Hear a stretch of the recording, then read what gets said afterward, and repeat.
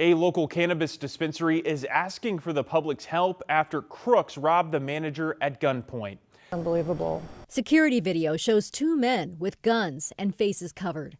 The manager on shift holds up her hands as she follows orders, leading crooks to the safe. Sally says it's the second time this has happened here in less than a year.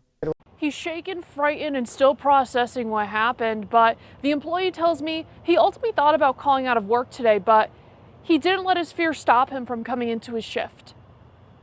I'm still pretty jumpy. Whenever I hear the door open, I kind of get a little scared. This surveillance video captures the moment when an interaction with customers turned into an alleged armed robbery at the Paseo Cannabis Collective Friday evening. Nicholas Pickens was working behind the counter. He was like, yeah, just let me go and get everything in the store.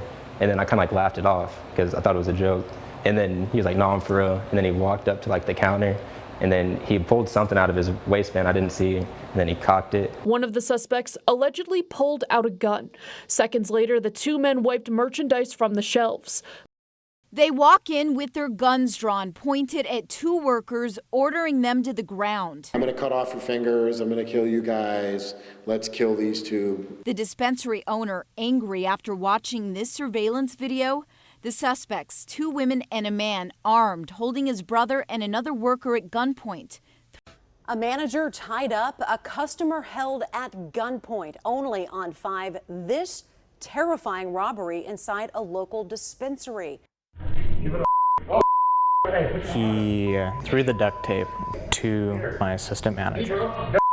He shot the ground to let him know that he wasn't playing around. To make my assistant manager fearful for his life. That duct tape meant for the employee of Big Bud's Cannabis Company to tie up his own legs during a robbery just after 8 last night. Along with the employee, a patient walked in while the robbery was in progress. The guy hid behind the ATM as that patient was coming in. And then he grabbed her, held her at gunpoint, had her tape her legs together. He then forced the patient to shove cannabis products into trash bags while he took the assistant manager to the back to let him into the safe. Well, tonight, Lacey police are asking for your help to identify some suspects in a terrifying takeover robbery.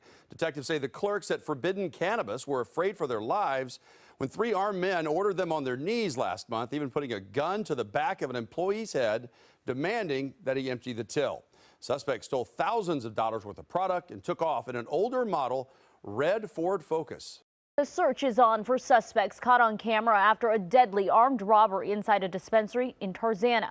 It happened right next to a crowded synagogue in the middle of the day. KCAL 9's Rick Montanez is live there tonight with more on the investigation. Rick.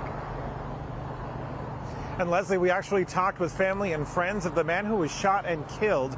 They identify him as 28-year-old Brian Garcia, targeted for the marijuana products and money. In that security video, you can also see a family walking toward the synagogue.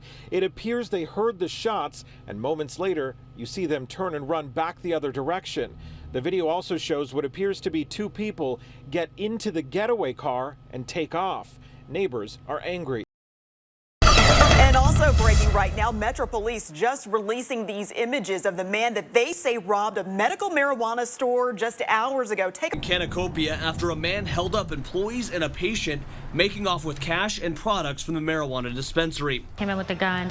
Our staff obviously was worried about patient safety, so the safest thing for them to do was just to allow him in. Armed robbery, a danger all dispensaries have acknowledged since day one because banks will not accept money from the businesses because of marijuana's federal classification. People are killed or violence done to them for $500 or less. And yet we have marijuana businesses that will be responsible for hundreds of thousands of dollars, and we don't have the protection or the convenience of banking. Canacopia's assistant manager says she agrees and says they take extra precautions because of it. Dispensaries are well aware that they are a target because it is a cash business.